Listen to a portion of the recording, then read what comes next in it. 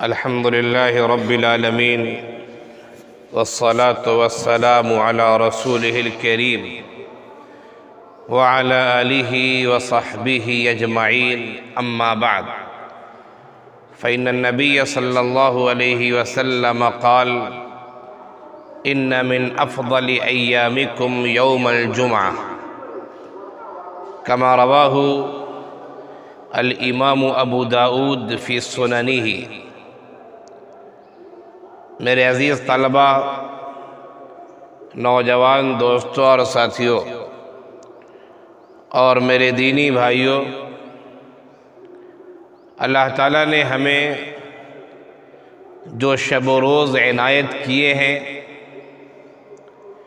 یقیناً مہینوں کی ایک تعداد ہے، شب و روز کے نام ہیں، اور پھر ان میں جو اوقات ہیں ان اوقات کی فضیلت ہے، بعض کو بعض پر فضیلت حاصل ہے۔ اللہ کے رسول صلی اللہ علیہ وسلم نے ہمیں بتایا کہ ہمیں جو ایام دیے گئے ہیں ان میں ایک افضل دن ہے جسے ہم یوم جمعہ کہتے ہیں، جمعے کا دن کہتے ہیں۔ روایت کا ایک ٹکڑا میں نے آپ کے سامنے پڑھا، ابو داؤد شریف کی روایت ہے۔ اللہ کے رسول صلی اللہ علیہ وسلم نے ارشاد فرمایا، ان من افضل ایامکم، تمہارے دنوں میں سے سب سے بہتر اور فضیلت والا جو دن ہے، فرمایا یوم الجمعہ، جمعے کا دن ہے وہ۔ اس سے یہ معلوم ہوا کہ ہفتے کے جو 7 ایام ہیں، ان 7 ایام میں جمعے کی خاص اہمیت ہے، جمعے کا خاص اہتمام ہے، جمعہ کے خاص فضائل ہیں۔ ایک دوسری حدیث میں اللہ کے رسول صلی اللہ علیہ وسلم کا ارشاد گرامی ہے کہ جمعے کا دن دنوں کا سردار ہے، عید کا دن ہے۔ جس طرح سال میں ہمارے پاس 2 عید ہوتی ہیں جنہیں ہم عید الفطر اور عید الاضحیٰ کہتے ہیں، اسی طرح ہفتے کی عید ہے جسے ہم جمعے کا دن کہتے ہیں۔ یہ ہفتے کی عید ہے، یہ ہفتے کا سردار ہے۔ اس دن کے متعلق احادیث نبویہ میں خاص اہتمام کا تذکرہ ہے۔ اس دن میں کچھ ایسے اوقات ہیں جن کے خاص فضائل بیان کیے گئے ہیں۔ اس دن میں کچھ ایسی باتیں ہیں جو ماضی میں پیش آ چکی ہیں اور مستقبل میں پیش آنے والی ہیں۔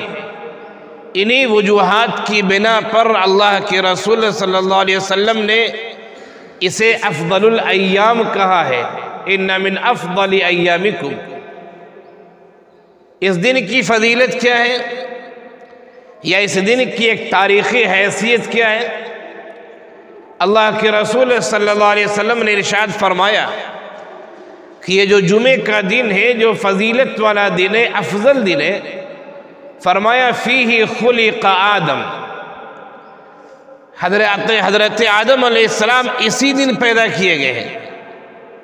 اور پھر اسی روایت میں یہ الفاظ ہیں کہ فیہ قبض آدم، حضرت آدم علیہ السلام کی وفات اسی دن ہوئی ہے۔ اور ایک روایت سے پتہ چلتا ہے کہ حضرت آدم علیہ السلام کو جب آسمان سے دنیا میں بھیجا گیا، وہ دن بھی جمعے ہی کا دن تھا۔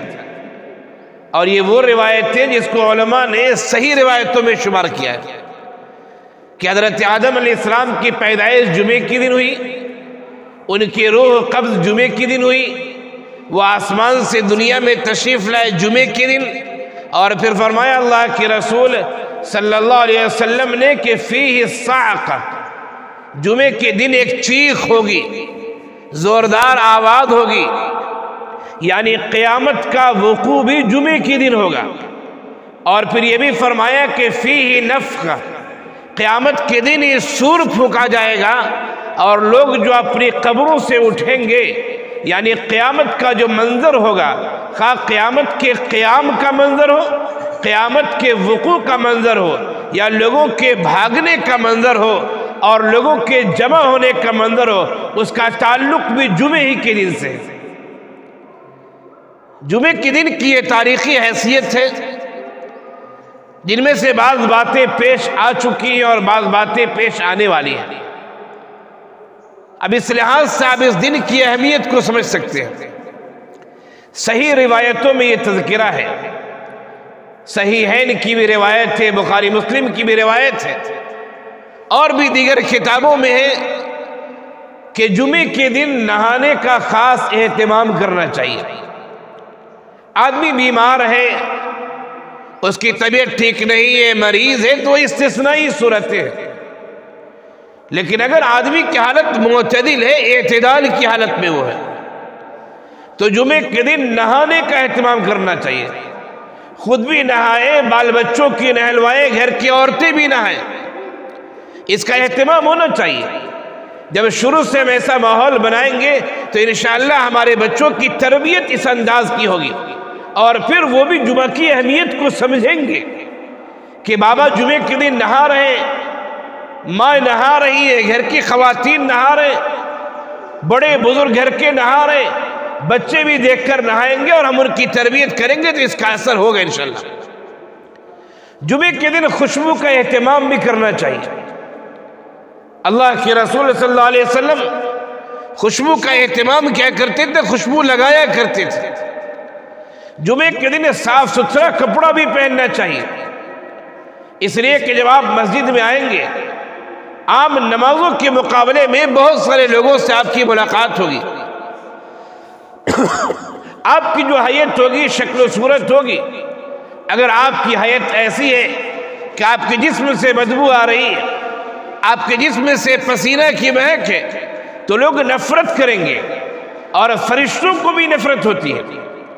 اسی لیے حدیث میں یہ بات بھی وارد ہے کہ کچی پیاز کھا کر، کچا لہسن کھا کر مسجد میں نہیں آنا چاہیے۔ کیوں؟ اس لیے کہ انسان کے منہ سے جو بو نکلتی ہے، اس بو سے فرشتوں کو بھی تکلیف ہوا کرتی ہے۔ جمعے کے اہتمام میں یہ بات بھی کہی گئی ہے کہ سورہ کہف کی تلاوت کی جائے۔ دجال کا جو فتنہ آنے والا ہے، جو آدمی سورہ کہف کی تلاوت کرتا ہے پابندی سے، وہ دجال کے فتنے سے محفوظ رہے گا۔ تو ہمیں سورہ کہف کی تلاوت کا بھی اہتمام کرنا چاہیے۔ اسی طرح جمعے کو اور بھی دو خصوصیتیں ہیں۔ ایک تو یہ ہے کہ جمعے کا دن جو ہوتا ہے، اس دن میں خاص لمحہ ایسا ہے، خاص وقت ایسا ہے کہ اس وقت جو دعائیں کی جائیں دعائیں قبول ہو جاتی ہیں۔ اگر اس وقت کے ساتھ آپ کی موافقت ہو گئی ہے تو وہ دعا قبول ہوتی ہے۔ کون سا وقت ہے وہ؟ اس میں علماء نے اختلاف کیا ہے۔ بعض علماء کی یہ رائے ہے کہ امام جب منبر پہ چڑھتا ہے خطیب، اور دونوں خطبوں کے درمیان کا جو وقت ہے، وہ وقت دعا کے قبول ہونے کا وقت ہے۔ اس پر دل میں جو دعا کر لی جائے اللہ تعالیٰ قبول فرماتا ہے۔ دیگر علماء نے یہ بات کہی ہے کہ عصر اور مغرب کے درمیان، عصر اور مغرب کے درمیان ایک خاص لمحہ ایسا ہے، ایک خاص وقت ایسا ہے کہ دعائیں کی جائیں تو دعائیں قبول ہوتی ہیں۔ یہ فضائل سنانے کا مطلب ایک سبق یاد دلانا اور دہرانا ہے کہ آپ بھی اپنی زندگی میں جائزہ لیں کہ کیا اس فضیلت والے وقت کو پانے کی ہم کوشش کرتے یا نہیں کرتے۔ عصر کی نماز ہونے کے ساتھ ہی، وہ جمعہ ہو یا جمعہ کے علاوہ کوئی اور دن ہو، ہم کھیل کے میدان کی طرح بھاگتے ہیں یا عصر کی نماز کے بعد کچھ دیر بیٹھ کر ہم دعا اور استغفار کرتے ہیں۔ ہمیں جائزہ لینا ہے۔ اسی طرح جمعے کی ایک فضیلت دوستو یہ بھی ہے کہ جمعے کو اللہ تعالیٰ نے کچھ اوقات کے ساتھ تقسیم کر دیا ہے۔ سب سے پہلا وقت جو جمعے کا ہے، اس وقت جو آدمی آتا ہے جمعے کی نماز کے لیے مسجد میں، سب سے پہلے وقت میں، تو اللہ تعالیٰ اسے جو ثواب دیتے ہیں وہ ایک اونٹ کی قربانی کرنے کا ثواب دیتے ہیں۔ اس کا ثواب جو آپ کو ملے گا جمعے کے پہلے وقت میں جو آدمی آتا ہے، پہلے وقت میں آنے والے سینکڑوں افراد ہو سکتے ہیں، پہلے وقت میں جو آتا ہے اسے ایک اونٹ کی قربانی کرنے کا ثواب ملتا ہے۔ یہ باتیں میں کہہ رہا ہوں، آپ اپنے گریبان میں جھانکتے رہیں، میں بھی اپنے گریبان میں جھانک رہا ہوں۔ آپ اپنے قلب و جگر سے سوال کرتے رہیں، میں بھی اپنے آپ سے سوال کرتا ہوں کہ جتنی بات کہی جا رہی ہے اس پر میرا بھی عمل ہے یا نہیں ہے۔ اگر ہے تو اللہ کا شکر ادا کیجیے، مزید اس پر استقامت کی دعا کیجیے، اور اگر عمل نہیں ہے تو آج ہی سے عمل کرنے کا جذبہ اپنے اندر پیدا کر لیجیے۔ تو میں یہ کہہ رہا تھا کہ سب سے پہلے وقت میں جو آتا ہے اسے اونٹ کی قربانی کا ثواب ملتا ہے۔ اس کے بعد جو دوسرا وقت شروع ہوتا ہے، اس وقت میں جو افراد آتے ہیں انہیں اللہ تعالیٰ کی راہ میں ایک گائے کی، بھینس کی قربانی کرنے کا ثواب ملتا ہے۔ پھر تیسرا وقت شروع ہوتا ہے، اس وقت جو افراد آتے ہیں انہیں ایک بکری کہا جائے، بکرا کہا جائے کہ اس کی قربانی کرنے کا ثواب ملتا ہے۔ پھر اس کے بعد چوتھا وقت شروع ہوتا ہے، اس وقت جو لوگ آتے ہیں انہیں اللہ کے راستے میں ایک مرغی قربانی کرنے کا ثواب ملتا ہے۔ مرغی قربانی کا مطلب یہ ہے کہ مرغی صدقہ و خیرات کر دے آپ، ورنہ قربانی کے لیے تو جانور خاص ہے، ایسا نہ آپ بقرعید کے دن مرغی کی قربانی شروع کر دیں کہ مولوی صاحب نے کہا تھا مرغی قربانی، یا قربانی سے مراد ہے کہ ذبح کر کے صدقہ و خیرات کرنا، ورنہ بقرعید کی قربانی کے لیے جانور خاص ہے، خاص جانور ہے، ان کے علاوہ دیگر جانوروں کی قربانی نہیں ہو سکتی ہے۔ خیر، تو میں یہ کہہ رہا تھا کہ ایک وقت ایسا آتا ہے کہ مرغی کی قربانی اور مرغی صدقہ و خیرات کرنے کا ثواب ملتا ہے۔ اس کے بعد ایک وقت ایسا آتا ہے جو پانچواں وقت ہوتا ہے کہ اللہ کے راستے میں انڈا قربان کرنے کا ثواب ملتا ہے۔ آپ نے کسی کو انڈا دے دیا، غریب غربا مسکین مانگنے والوں کو ثواب ملے گا، آپ کو صدقہ کرنے کا ثواب ملے گا، خیرات کرنے کا ثواب ملے گا، اتنا ثواب ملے گا سب سے آخر وقت میں جو آتا ہے۔ اور جب خطیب صاحب ممبر کی طرف چلنے لگتے ہیں خطبے کے لیے، اس وقت جو فرشتے ہوتے وہ رجسٹر بند کر دیتے ہیں۔ اب جو لوگ آئیں گے انہیں کوئی فضیلت اور کوئی بڑھ کے ثواب نہیں ملے گا۔ امام صاحب خطبہ دیتے ہیں، خطیب صاحب خطبہ دیتے ہیں، فرشتے بھی اسے سنتے ہیں، اور جو فضیلت والی بات تھی رجسٹر بند، اب کوئی فضیلت نہیں۔ جائزہ ہمیں لینا اپنی زندگی کا کہ ہم نے عاقل بالغ ہونے کے بعد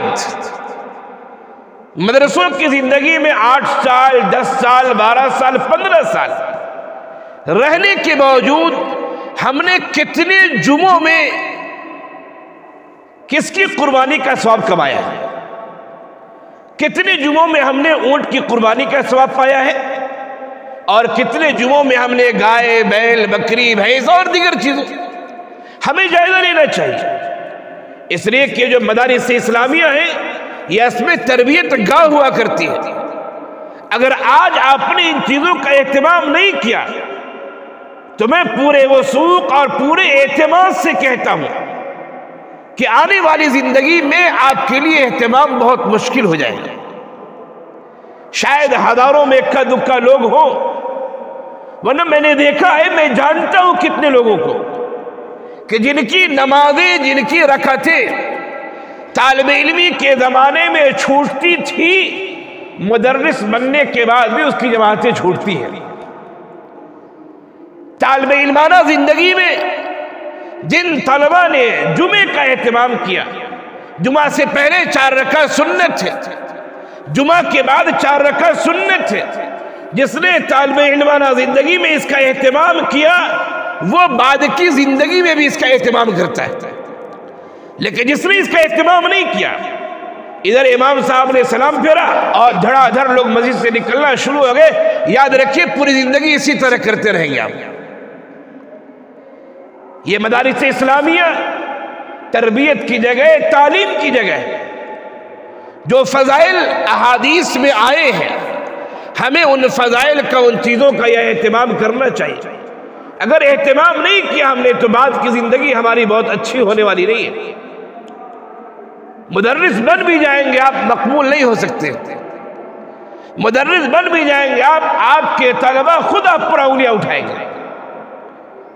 اور اس کے ساتھ ساتھ وہ حضرات جو مشغول ہوتے ہیں، بہت مشغول ہیں، جمعے کے دن ان کو بھی خاص اہتمام کے ساتھ اپنے وقت کو فارغ کرنا چاہیے تاکہ جمعے کے فضائل اور جمعے کی اہمیت انہیں بھی حاصل ہو سکے، مل سکے۔ یہ دنیا عجیب و غریب ہے۔ ہم اور آپ دیکھتے ہیں کہ اگر کہیں کرکٹ میچ ہو رہا ہو، کہیں فٹ بال میچ ہو رہا ہو، اور اگر یہ کہا جائے کہ جو سب سے پہلے فیلڈ میں آئے گا اسے سب سے اگلی سیٹ ملے گی، کتنے لوگ ایسے جو رات بھر سوئیں گے نہیں کہ صبح جتنی جلدی ہو سکے ہم پہنچ جائیں تاکہ ہمیں اگلی سیٹ ملے، تاکہ ہم کھلاڑی کو اچھے سے دیکھ سکیں۔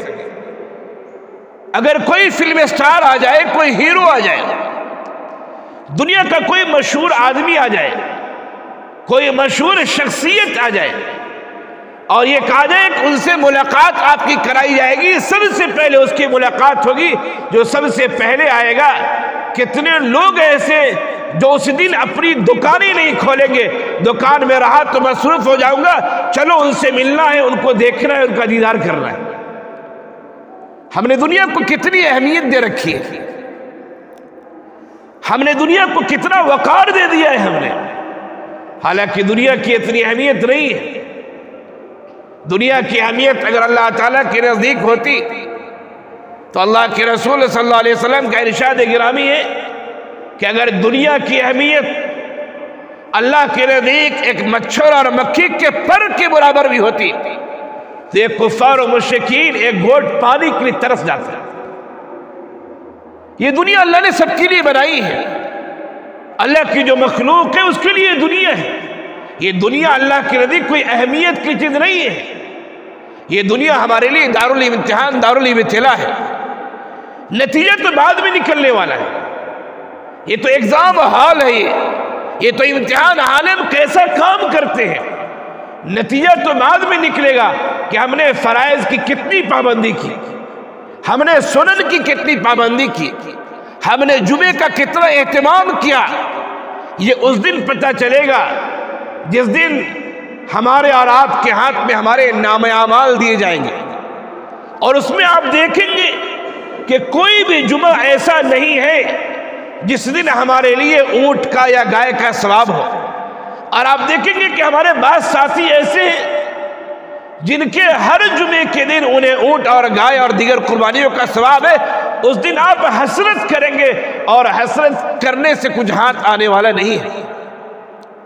عجیب و غریب مسئلہ ہے دینی اداروں میں، دینی مدارس میں تو الحمدللہ بہت حد تک اس کا اہتمام ہے کہ لوگ مدارس کی مسجدوں میں اور مدارس میں خطبے سے پہلے آ جاتے ہیں، اگرچہ اردو بیانات وغیرہ میں ایک بڑی تعداد نہ رہے، لیکن گاؤں گھر کو دیکھ لیجئے، شہروں کی مسجدوں کو دیکھ لیجئے، لوگوں کو شکایت ہوتی ہے کہ خطیب صاحب حالات حاضرہ پر تقریر نہیں کرتے ہیں، مسئلے مسائل نہیں بتاتے، لیکن ذرا یہ بتائیے کہ شہروں کی مسجد اور گاؤں کی مسجد کے کتنے ایسے مصلی ہیں جو اردو تقریر کے اس مسجد میں حاضر ہوتے ہیں؟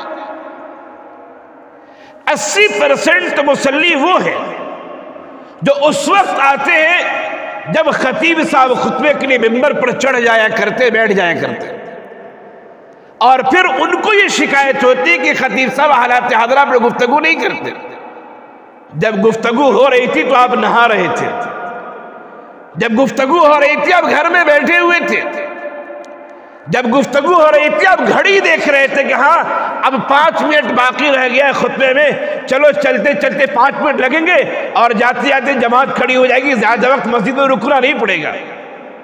مسجد میں رکنے کو آپ بوجھ سمجھ رہے، مسجد میں آ کر سنت پڑھنے کو بوجھ سمجھ رہے، دین کی بات سننے کو آپ بوجھ سمجھ رہے، اور آپ خطیب صاحب اور امام صاحب پر انگلی اٹھاتے۔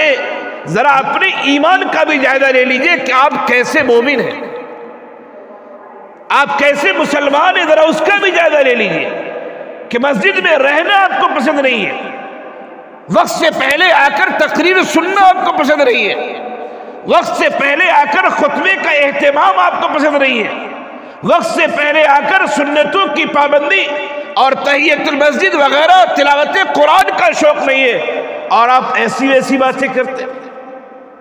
ضرورت اس بات کی ہے دوستو، ہمارے طلبہ مدارس یا مدارس کے اڑوس پڑوس میں جو آبادی ہے اور جو مدرسوں کی مسجد میں آیا کرتے ہیں، انہیں بھی چاہیے کہ وہ وقت سے پہلے آنے کا اہتمام کریں، مسئلے مسائل جانیں، حالات حاضرہ سے واقف ہوں، اردو تقریر سے مستفید ہوں، اور پھر وقت سے پہلے وقت میں آنے کی جو فضیلت ہے قربانیوں کی، ان فضیلتوں کو وہ حاصل کرے، اور پھر نماز پورے اہتمام کے ساتھ سنن اور نوافل کی پابندی کے ساتھ پڑھے۔ ان افراد کے لیے بھی ضروری ہے، اور ان افراد کے لیے جو مدارس سے دور ہیں، جو مسجدیں شہروں کی ہے، گاؤں کی ہے، محلوں کی ہے، ان مساجد میں بھی وہاں کے مصلیوں کو وقت سے پہلے آنے کا اہتمام کرنا چاہیے۔ یہ اہتمام نہیں رہا تو آئندہ زندگی میں حسرت کے علاوہ کچھ بھی نہیں ہے دوستو۔ افسوس ہوتا ہے، چونکہ میں اپنے طالب علمی کے زمانے بھی تقریر کرنے کے لیے بہت ساری مساجد میں جایا کرتا تھا، بعض مسجدوں میں جانا ہوا، معلوم ہوا کہ تقریر کا وقت ہو چکا ہے لیکن ایک مصلی بھی نہیں، امام صاحب بیچارے بیٹھے ہوئے، مؤذن صاحب بھی اذان دے کر وضو کرنے کہیں چلے گئے کہ کوئی ہے ہی نہیں تو میں کیا بیٹھوں گا۔ جمعے کی اتنی فضیلت اور جمعے کی نماز سے اتنی بے اعتنائی، جمعے کی اتنی فضیلت اور جمعے کے فضائل کے حصول کے لیے ہمارے اندر کوئی تڑپ نہیں، یہ انتہائی افسوس کی بات ہے۔ میں آپ طلبہ عزیز سے بھی کہوں گا، اور جو طلبہ نہیں ہیں یا وہ مصلی جو شہر سے آتے ہیں اور وہ ابھی نہیں ہے، آپ ان تک بات پہنچائیں، جمعے کے فضائل کو بتائیں، وقت سے پہلے آنے کے اندر ان کے اندر جذبہ پیدا کرے، تو انشاءاللہ ہمارے اندر تقوی و طہارت اور دیگر پاکیزگیاں جو ہے اللہ تعالیٰ داخل فرمائے گا، اور ہم اللہ تعالیٰ کے مقربین میں انشاءاللہ شمار ہوں گے۔ فرائض جو ہوتے ہیں، جو فرض نمازیں ہیں، وہ تو پڑھنا ہی ہے ہمیں، وہ اگر نہیں پڑھیں گے اور یہ سمجھ کے نہیں پڑھتے کہ ضروری نہیں ہے، تب تو ہم ایمان ہی سے خارج ہو جائیں گے، ہم اسلام سے خارج ہو جائیں گے۔ لیکن ہم ان نمازوں کو ضروری سمجھتے ہیں لیکن سستی اور کاہلی کی وجہ سے نہیں پڑھتے، تو ہمارا شمار فساق و فجار میں ہوگا۔ تو فرائض کی تو پابندی کرنی ہی ہے، لیکن سنن اور نوافل جو جتنی کثرت سے پڑھے گا اللہ تعالیٰ کی قربت اسے اتنی زیادہ نصیب ہوتی ہے۔ یہ میں اپنی طرف سے نہیں کہہ رہا ہوں، یہ اللہ کے رسول صلی اللہ علیہ وسلم کا ارشاد گرامی ہے کہ بندہ نوافل کے ذریعے، کثرت نوافل سے بندہ اللہ کے مقربین میں شامل ہوتا ہے، اللہ کا تقرب اسے حاصل ہوتا ہے۔ اب ہم میں سے کون ہے جو اللہ کا تقرب نہیں چاہتا؟ اگر ہم چاہتے ہیں تو ہمیں ان چیزوں کا اہتمام کرنا پڑے گا تاکہ اللہ تعالیٰ کی قربت ہمیں نصیب ہو۔ جو باتیں کہی گئی اللہ تعالیٰ ہم سب کو کہنے سننے سے زیادہ عمل کی توفیق عنایت فرمائے۔ وآخر دعوانا ان الحمد للہ رب العالمین۔